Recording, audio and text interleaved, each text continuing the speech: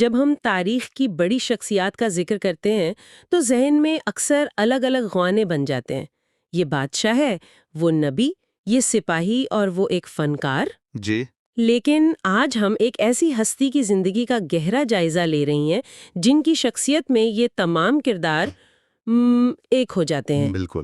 ہم بات کر رہے ہیں حضرت داؤد علیہ السلام کی، ایک نبی، ایک بادشاہ، ایک بے مثال جنگجو اور ایک ایسا ہنرمند جو اپنے ہاتھ سے کام کرتا تھا۔ یہ ایک بہت جامع تعارف ہے، لیکن دلچسپ بات یہ ہے کہ ان تمام جہتوں میں ایک کشمکش بھی نظر آتی ہے۔ اچھا، جی، ایک بادشاہ کی ریاستی ذمہ داریاں اور ایک عابد کی تنہائی پسندی، ان کے درمیان توازن قائم کرنا، میرے خیال میں ان کی زندگی کا اصل امتحان اسی توازن کو برقرار رکھنا تھا۔ صحیح۔ تو آئیے اسی توازن اور کشمکش کو سمجھتے ہوئے ان کے سفر کا آغاز کرتے ہیں۔ ایک گمنام چرواہے سے بنی اسرائیل کے سب سے طاقتور بادشاہ بننے تک کا سفر۔ اور اس سفر کا آغاز ایک ایسی جنگ سے ہوا جس نے تاریخ کا دھارا ہی بدل دیا۔ تو منظر کچھ یوں ہے کہ بنی اسرائیل پر جالوت نامی ایک بہت ہی ظالم بادشاہ نے حملہ کر دیا ہے۔ جی، اور وہ دیو ہیکل بھی تھا۔ اور بادشاہ طالوت کی فوج اس کے سامنے بے بس نظر آ رہی ہے، اور اسی فوج میں ایک نوجوان سپاہی داؤد بھی شامل ہے۔ ہم سب یہ کہانی جانتے ہیں کہ انہوں نے ایک غلیل سے جالوت کو شکست دے دی۔ جی، لیکن میرا سوال یہ ہے کہ کیا یہ صرف ایک معجزہ تھا یا اس میں کوئی گہری جنگی حکمت عملی بھی چھپی ہوئی تھی؟ یہ بہت اہم نکتہ ہے۔ دیکھیں، بظاہر تو یہ ایمان کی طاقت کا ایک کھلا معجزہ ہے، بالکل۔ لیکن کئی تجزیہ نگار اس میں جنگی حکمت عملی کا پہلو بھی دیکھتے ہیں۔ ایک چرواہے کی حیثیت سے حضرت داؤد کا سب سے بڑا ہنر تھا غلیل چلانے میں ان کی مہارت۔ اچھا، یہ کوئی عام کھلونا نہیں تھا، بلکہ اس دور کا ایک انتہائی مہلک ہتھیار تھا اگر چلانے والا ماہر ہو۔ صحیح۔ جالوت، جو روایتی جنگ کا عادی تھا، بھاری بھرکم زرہ پہنے ہوئے تھا اور ایک قریبی لڑائی کی توقع کر رہا تھا۔ تو وہ تیار نہیں تھا اس طرح کے حملے کے لیے، اور ناقابل دفاع حربہ تھا۔ یہ اسے کہتے ہیں اے سیمیٹرک وارفیئر، غیر متناسب جنگ۔ جی، جہاں کمزور فریق اپنی منفرد صلاحیتوں سے طاقتور دشمن کو اس کے کمزور پہلو پر نشانہ بناتا ہے۔ یہ تو بہت دلچسپ زاویہ ہے، یعنی انہوں نے اپنی طاقت پر لڑائی لڑی، نہ کہ جالوت کی شرائط پر۔ لیکن اس کا نفسیاتی اثر کیا ہوا ہوگا؟ نفسیاتی اثر جسمانی نقصان سے کہیں زیادہ تھا۔ واقعی؟ جی، جالوت کی شکست صرف ایک فرد کی موت نہیں تھی، بلکہ اس کی ناقابل شکست ہونے کی علامت کا خاتمہ تھا۔ صحیح بات ہے۔ جب فوج نے دیکھا کہ ان کا دیوی ہے کا دشمن اتنی آسانی سے مارا جا سکتا ہے تو ان کا خوف ختم ہو گیا اور حوصلے بلند ہو گئے۔ یہ ایک ٹرننگ پوائنٹ تھا۔ اور اسی واقعے نے انہیں ایک لیڈر کے طور پر قائم کر دیا۔ جی، ایک ایسا لیڈر جسے اللہ کی خاص مدد حاصل ہے، اور یہی عوامی حمایت آگے چل کر ان کی بادشاہت کی بنیاد بنی۔ تو جنگ کے میدان میں حکمت عملی سے انہوں نے اپنی قیادت کا لوہا منوایا۔ بادشاہ بننے کے بعد ان پر زبور نازل ہوئی۔ کیا ہم یہ کہہ سکتے ہیں کہ ان کی بادشاہت اور وحی کے درمیان کوئی گہرا تعلق تھا؟ بالکل، لیکن اس تعلق کو سمجھنا ضروری ہے۔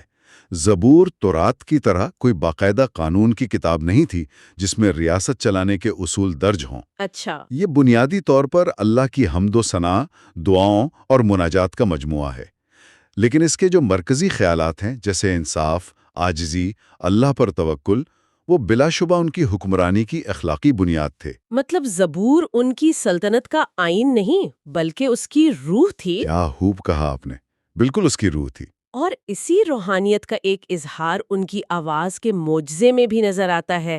جب وہ زبور کی تلاوت کرتے تو پہاڑ اور پرندے بھی ان کے ساتھ شریک ہو جاتے۔ جی، کیا یہ صرف ایک خوبصورت منظر سے بڑھ کر بھی کچھ تھا؟ یقیناً یہ کائنات کے ساتھ ان کے روحانی تعلق کی علامت تھی۔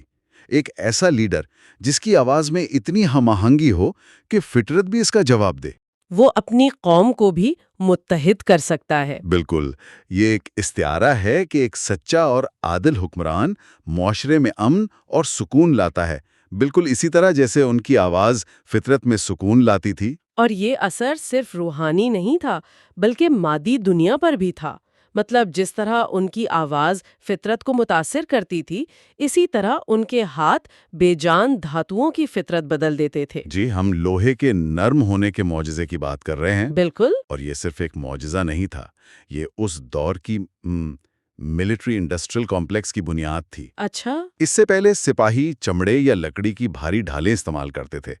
حضرت داؤد نے لوہے کو نرم کر کے اس سے کڑیوں والی زرہ یعنی چین میل ایجاد کی۔ یہ تو ایک انقلابی ٹیکنالوجی تھی۔ بہت بڑی۔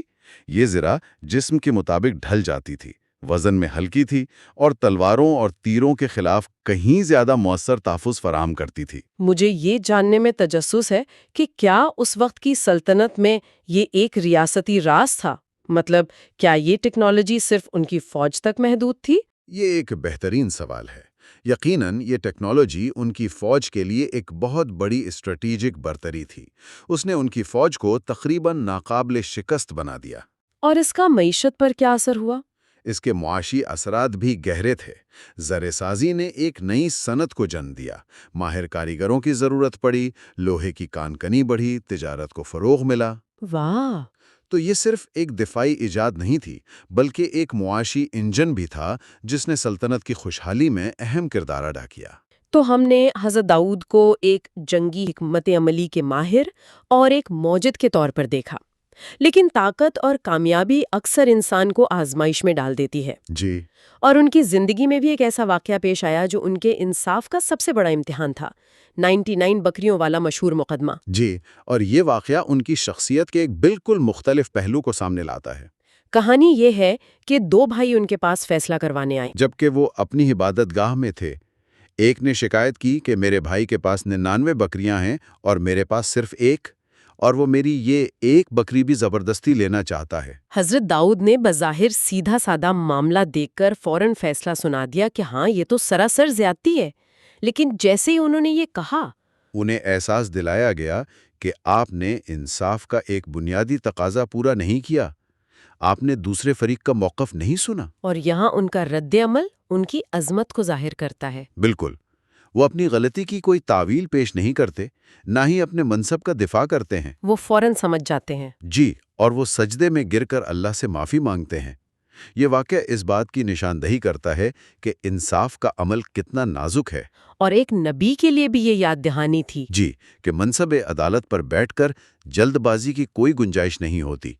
یہ ڈیو پروسیس یعنی منصفانہ قانونی کارروائی کی اہمیت کا ایک لازوال سبق ہے۔ کی پیروی نہ کرنا۔ جی، بالکل، یہ ظاہر کرتا ہے کہ طاقت ایک امانت ہے، ذاتی حق نہیں۔ ان کی عوامی زندگی کے ساتھ ساتھ ان کی ذاتی زندگی اور عبادت کا طریقہ بھی بہت منفرد تھا۔